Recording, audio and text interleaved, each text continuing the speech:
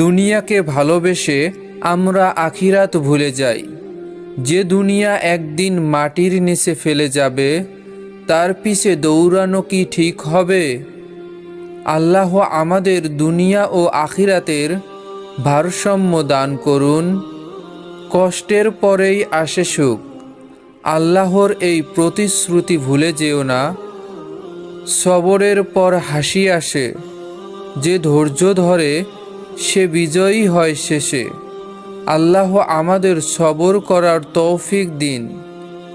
কারো পিছনে কথা বলার আগে ভাবো, তুমি কি ফেরেশতা? গীবত আগুনের মতো, যে জ্বালে সে নিজেই পুড়ে যায় তাতে। আল্লাহ আমাদের জবান হেফাজত করুন। ভিডিওটি ভালো লাগলে শেয়ার করে দিন। হয়তো আপনার একটি শেয়ার কারো জীবন বদলে দিতে পারে। ফেসবুক থেকে দেখলে পেজটি ফলো করুন, ইউটিউব থেকে দেখলে চ্যানেলটি সাবস্ক্রাইব করুন।